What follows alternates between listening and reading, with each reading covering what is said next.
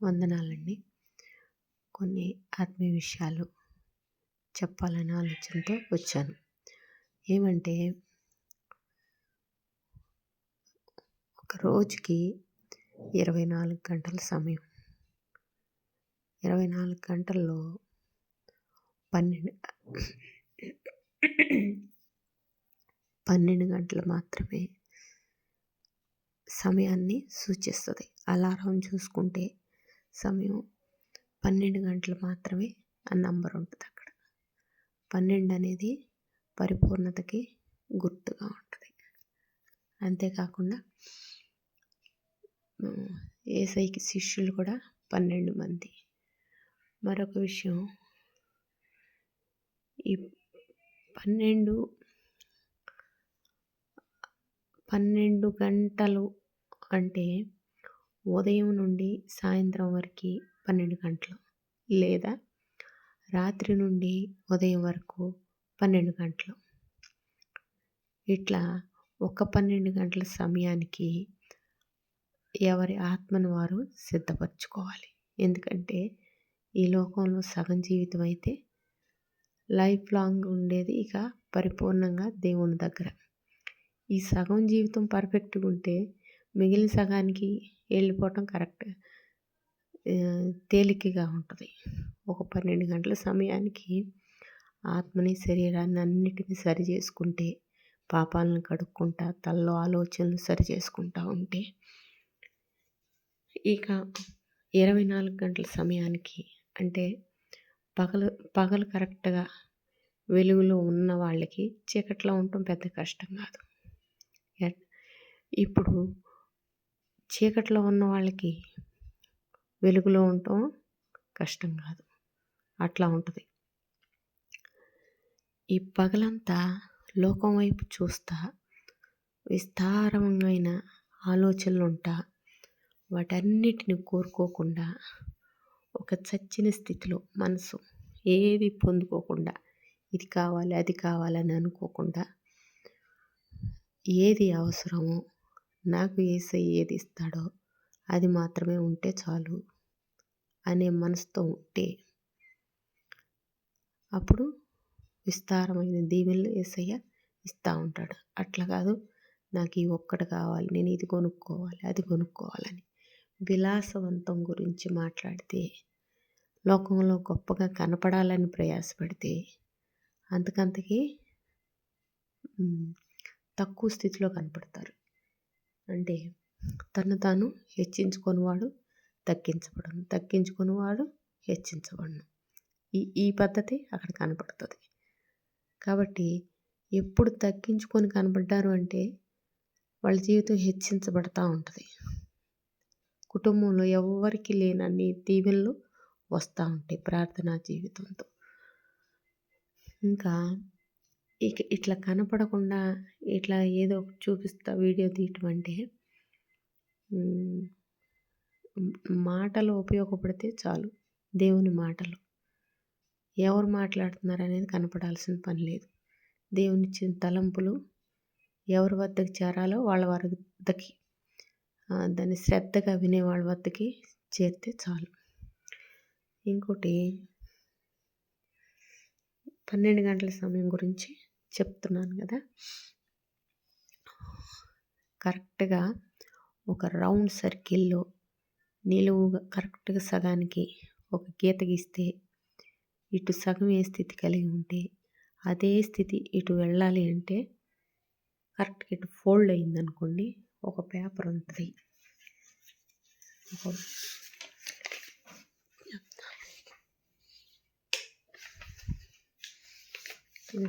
ఇలా ఒక పేపర్ ఉంది.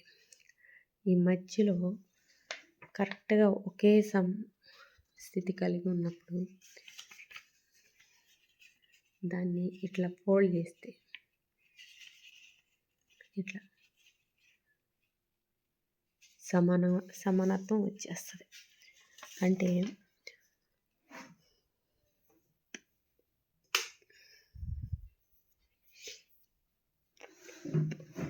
అంటే ఆ పేపర్కి అంచుని గమ్ము రాసిన, ఏదన్నా కలర్ రాసిన అది రెండో వైపుకి ఆ నీడలాగా కరెక్ట్ జిరాక్స్ లాగా అవుతూ ఉంటుందన్నమాట.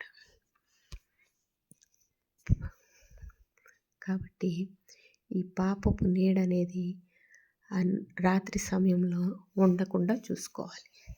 ఎవరికైనా ఎక్కువగా పాపం అనేది చీకటికి గుర్తుగా ఉంటుంది.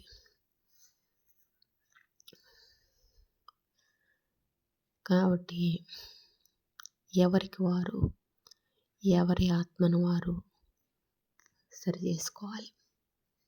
విశ్వాస యాత్రే ముఖ్యంగా పెట్టుకోవాలి. ఒకరు రక్షింపబడి ఎప్పుడైతే ప్రార్థన మొదలు పెడతారో అప్పుడు ఈ ప్రార్థనకి తోడుగా కొన్ని ఆత్మలు బయలుదేరతాయి. దేనికి? వీళ్ళు చేసే ప్రార్థన బలపరచమని, దేవుని సన్నిధికి చేర్చమని అడగటానికి కొన్ని వస్తాయి. ఈ ప్రార్థన దేవుని దగ్గరికి వెళ్తే ఎన్నో ఆత్మలు రక్షింపబడతాయి. కాబట్టి ఆత్మని భూమి మీద అట్టిపెట్టడానికి కొన్ని ఆత్మలు బయలుదేరతాయి. అంటే దానికి పావురము, కాకి ఇట్లా గుర్తుగా చెప్పుకోవచ్చు. పావురం పరిశుద్ధతకి గుర్తయితే కాకిని ఆత్మకి, మరొక దురాత్మకి గుర్తుగా చూపిస్తూ ఉంటారు. అంటే హిందువులు చూస్తే ఆహారం పెట్టినప్పుడు వాళ్ళకి కాకి వచ్చి తింటుందని, పెద్దవాళ్ళకి పెట్టాలని అట్లా ఆహారం ఒక ఆకులో పెట్టి అక్కడ ఆహారం ఇవ్వడం అది చేస్తూ ఉంటారు వాళ్ళ నమ్మకంతో. దీన్ని బట్టి మన చుట్టూ జరిగే కొన్ని పరిస్థితులను బట్టే తెలుస్తూ ఉంటుంది దేవుని ఆత్మ ఏంటి, పాపపు ఆత్మ ఏంటి, ఎటు నడిపిస్తాను, ఏం జరుగుతుంది అనేది.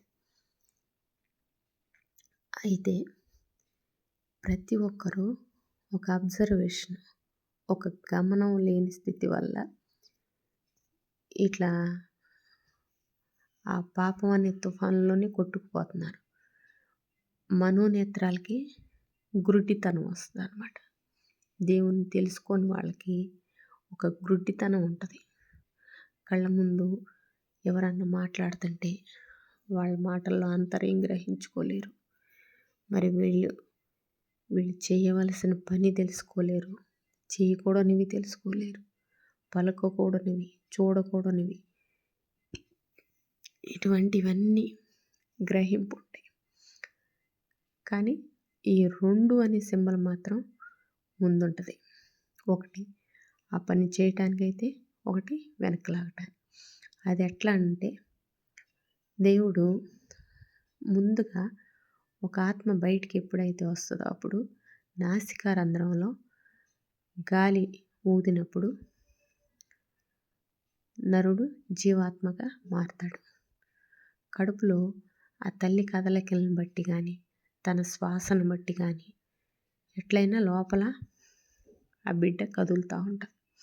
అయితే భూమి మీదకి వచ్చినప్పుడు మాత్రమే ముక్కులో శ్వాసది పీల్చుకునే శక్తి వస్తుంది. ఆ ముక్కు ఒక్కటే బంధింపబడి ఉంటుంది లోపల. అందుకే ముక్కు బంధింపబడటం వల్లే కదలికలు బాడీకి ఎక్కువగా వస్తూ ఉంటాయి. భూమి మీదకి వచ్చినప్పుడు ముక్కు ఓపెన్ చేయబడుతుంది. అప్పుడు ఒక రంధ్రం ముక్కు శ్వాస పీల్చడానికి, ఒకటి వదలటానికి, గాలి వదలటానికి 2 ఉంటాయి. అయితే తెలియకుండానే 2 రంధ్రాలు శ్వాస పీలుస్తున్నాం, 2 రంధ్రాల ద్వారా గాలి వదులుతున్నాం అనుకుంటారు. కానీ కాదు, ఒకటి మాత్రమే పనిచేస్తుంది పీల్చడానికి. ఒక రంధ్రంలోంచి గాలి వస్తూ ఉంటుంది. 2 ఒకేసారి సమానంగా వస్తే ఏమైందంటే రంధ్రాలు మూసుకుపోతాయి. గాలిలో ఉన్న దుమ్ము కానీ, లేకపోతే విస్తారంగా వచ్చే గాలి కానీ, ఫ్యాన్ కింద ఉన్న ఏసీలో ఉన్న ఏదైనా సరే 2 ముక్కులకి ఈక్వల్గా సమానంగా పనిచేసినప్పుడు ఏమైందంటే ఇంకా అవి చేరదు లోపలికి, శ్వాస అందదు, బంధింపబడినట్టుగా ఉంటుంది. అందుకని దేవుడు ఈ సిలువ వేయబడిన స్థితి ద్వారా ఒక హెచ్చు తగ్గులు అనమాట. ఒకటి హైట్‌గా, ఒకటి డౌన్‌గా వస్తుంది. దాని మూలానే ఈ శ్వాస అప్ అండ్ డౌన్ అవుతుంది. ఉచ్ఛ్వాస, నిశ్వాస అంటారు కదా అట్లా. దానివల్ల లేవగలగటం, ఆ తలలో ఉన్న ఆ గుండ్రని స్థితి, నాసిక రంధ్రాల వద్దన్న గుండ్రని స్థితి, కనుగుడ్డులో మధ్యలో నల్లని గుడ్డు వద్ద ఉన్న నల్లని గుండ్రని స్థితి, ఇట్లా ఇవన్నీ కూడా క్రమక్రమంగా ఆకారాలు మారిపోతాయి. బిడ్డ జన్మించినప్పుడు నల్లగుడ్డు మాత్రం ఆకారం మారదు ఎవరికైనా. అంటే లోపల కొంతమందికి తెల్లగా, అంటే పెళ్లి కళ్ళులా అని అంటారు చూడండి, అట్లా కానీ, లేకపోతే ఏదైనా కనిపించని స్థితి, ఇవన్నీ ఉంటాయి. అయితే నల్లగుడ్డు కరెక్ట్గా గుండ్రంగా అంతే ఉంటుంది. ఆ చుట్టూ ఉన్న తెల్లని స్థితి మాత్రం వేరియేషన్లు ఉంటాయి. కొంతమందికి చిన్నగా, కొంతమందికి పెద్దగా, అట్లా ఆ గుడ్డు ఆకారానికి వేరియేషన్గా ఉంటా ఉంటాయి. తెలుపు, ఆ తెల్ల గుడ్డు మీదే గీతలు పట్టడం, కొంతమంది కళ్ళు ఎర్రగా ఉంటాయి. వైట్ మీదే వస్తుంది ప్రాబ్లం అనేది. ఇవన్నీ తెలియాలి అంటే ఆ మనోనేత్రాలు తెరవబడితేనే తెలుస్తాయి. నాకు వైద్యపరంగా ఏమీ తెలియదు, అయినప్పటికీ దేవుడు నాకు ఇస్తున్న ఆలోచనలు చెప్తున్నాను. ప్రార్థనలో ఉంటున్నప్పుడు ప్రతి ఒక్కరికి కొన్ని తలంపులు, తలాంతులు దేవుడు ఇస్తూ ఉంటాడు. ఎవరికి ఏది ఇస్తాడో తెలియదు, కానీ తను చెప్పమన్నది చెప్పినట్టు చెప్పగలిగే సిద్ధపాటు కలిగిన మనస్సు ఉండాలి. అలా ఉన్నప్పుడే దేవుడు వాళ్ళని ఎన్నుకుంటాడు. వాళ్ళు నరుని ఆయుష్ 70 సంవత్సరాలు, అధిక బలం ఉంటే 80 సంవత్సరాలు. దాన్ని సగభాగం అంటే 35 సంవత్సరాలు లేదా 40 సంవత్సరాలు, ఇట్లా ఉంటుంది. ఈ 35 సంవత్సరాలు కానీ 40 సంవత్సరాలు కానీ ఎట్లా ఉన్నా కూడా వివాహం అనేది తప్పనిసరి. అంటే ఆత్మీయ వివాహం ఒకరికైతే శరీరానుసారమైన వివాహం ఒకరికి అవుతూ ఉంటుంది. ఆత్మీయ వివాహం అంటే దేవునితో నిబంధన చేసుకొని వేషధారణ జీవితం వదిలిపెట్టి, లోక స్నేహం విడిచిపెట్టి, లోకంలో చూస్తున్నా కూడా చలనం లేని స్థితిలో, ఆశ లేని స్థితిలో, ఆకర్షణ లేని స్థితిలో ఉన్నప్పుడు దేవునితో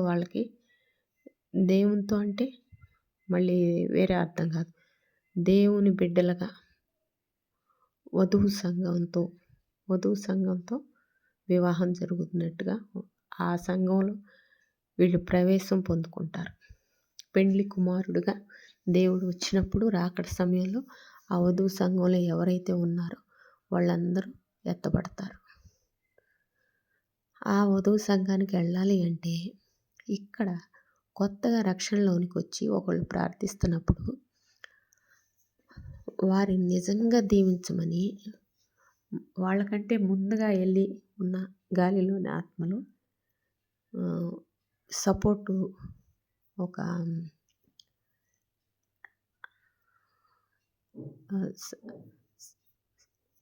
సపోర్ట్ వస్తాయి అన్నమాట. అంటే నిజంగా ఈ ప్రార్థన వధువు సంఘం దాకా వెళ్ళాలి, చేర్చుకొని ఒక్కొక్కళ్ళు ఇట్లా ఆ ప్రార్థనని మోసుకుంటూ కొంత దూరం తీసుకెళ్తాయి. అవి ఎంత దూరం ఎగరగలుగుతాయో అంతవరకు. ఇప్పుడు ఆ ముందెళ్ళిన ఆత్మలు పైకి ఎగరగలిగే శక్తిలో ఉంటారు, కాకి రూపం కానీ పావుర రూపం కానీ. అయితే ఈ కాకి మోసుకెళ్ళే వాటిని పావురం స్వీకరిస్తే పరిశుద్ధాత్మ ద్వారా దేవుని దగ్గరికి చేరుతుంది. లేదా ఇక ఆ కాకులే ఒకరికొకళ్ళు చెప్పుకుంటూ అక్కడక్కడే తిరుగుతూ ఉంటాయి. భూలోకానికి సంబంధించిన వాళ్ళైతే ఇట్లా అనమాట. ఒక స్టెప్ లాగా మనం మెట్లెక్కి పైన స్టేర్కి ఎట్లా వెళ్తామో అట్లా ఒకరి ప్రార్థన మీద ఒకళ్ళు, ఒకరి ప్రార్థన మీద ఒకరు బలంగా అట్లా ఒక స్టెప్ మాదిరి మెట్లన్నీ ఇట్లా ఎక్కుకుంటూ హైట్గా ప్రార్థన ఇట్లా ఉంటుంది. అది ఒక దారి ఏర్పరుస్తుంది అన్నమాట. ఒక వాహనం వెళ్ళేటప్పుడు రోడ్డు మీద ఎట్లా దారి కనపడుతుందో, ఒక ప్రయాణం మొదలుపెట్టినప్పుడు ఎదురుగా దారి ముందుగా ఎలా కనపడుతుందో అట్లాగే దేవుని బిడ్డగా ఉండాలి, దేవుని వద్దకు చేరాలని ఆశ కలిగి ఉన్న వాళ్ళకి అప్పుడు ఈ ప్రార్థన దారి ఏర్పడి ద్వారం తెరవబడుతుంది. పరలోక ద్వారం తెరవబడి ఈ చేసే ప్రార్థనకి రాత్రి సమయంలో నిద్ర తక్కువగా ఉండి మెలకువగలిగిన స్థితితో చురుగ్గా గంటకని 2 గంటలకు ఒకసారని ఎవరి శక్తిని బట్టి వాళ్ళు, ఎవరి నడిపింపుని బట్టి వాళ్ళు ప్రార్థన చేస్తూ ఉంటే అప్పుడు ఉదయం వరకు 12 సార్లు లేచి ప్రార్థన చేస్తే 12 మంది ద్వారా ఆ ప్రార్థన చేరినట్టే. పగలంతా రోజంతట్లో కూడా అదే ఈక్వల్గా రాత్రి ఎన్నిసార్లు చేశారో పగలు కూడా అన్నిసార్లు ప్రార్థన చేస్తే ఇక 24 పరిపూర్ణంగా వెళ్ళిపోద్ది. వాళ్ళకి జీవించి ఉన్నా మరణించి ఉన్నాయి, శరీరం ఏ స్థితిలో ఉన్నా ఇక ఆత్మకి ఎటువంటి బాధలు ఉండవు. ఎందుకంటే వాళ్ళు జీవించి ఉన్నప్పుడే, ఎప్పుడైతే రక్షణలోనికి వస్తారో అప్పుడే వాళ్ళకి శోధనలు స్టార్ట్ అవుతూ ఉంటాయి. కాబట్టి అవన్నీ జయించే ఇక నేరుగా పరలోకం ద్వారానికి వెళ్తారు. ఇంకెక్కడ ఆగేది ఉండదన్నమాట ఆత్మ శరీరాన్ని విడిచినప్పుడు.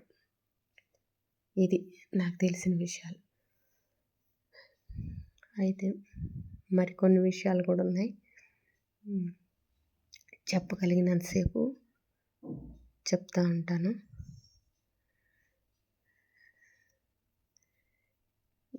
ఈ 12 గంటల సమయాన్ని ప్రార్థనతో నడిపించుకోవాలి.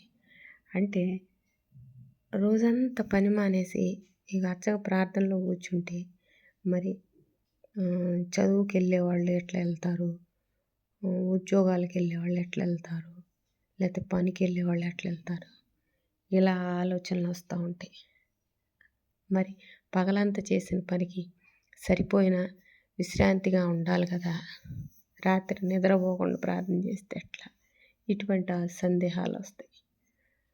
అప్పుడు ఎవరి శరీర శక్తి ఎంత ఉంటే అంత ఆత్మీయ శక్తి ఎసహిస్తాడు.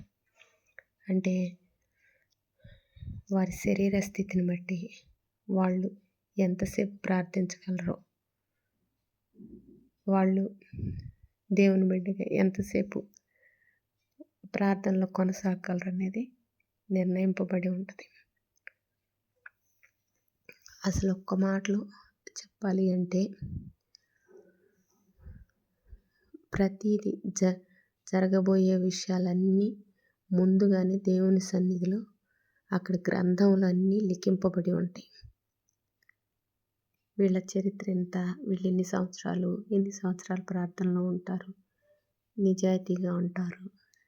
నిజాయితీ అంటే వేషధారణ లేకుండా, వాళ్ళు చూస్తున్నారని ఒక పని, వాళ్ళు చూడట్లేదని ఒకటి, వాళ్ళు వినేటట్టుగా ఒక మాట, వినకుండా ఒక మాట, ఇట్లా రకరకాల ఆలోచనలతో లోకంలో గడపకుండా ఎప్పుడు ఒకే విధంగా, ఒకే ఆలోచనతో, ఒకే తలంపుతో ఎవరు వచ్చినా ఏ సమయంలోనైనా అదే మాట చెప్పగలిగేటట్టు, అది నిజమైన దేవుని నీతిని నెరవేర్చేటట్టు ఉండగలగాలి ఆ మనస్సు.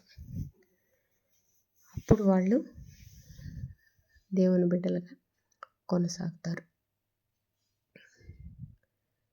ఇప్పుడు ఈ రక్షింపబడిన బిడ్డలు అలా కొనసాగుతున్నప్పుడు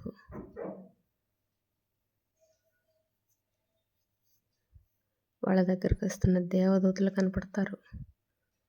ఆ దేవదూతల ద్వారా దేవుని సింహాసనం కూడా చూస్తారు చివరికి. ఇవన్నీ జీవించి ఉన్నప్పుడే జరుగుతూ ఉంటాయి.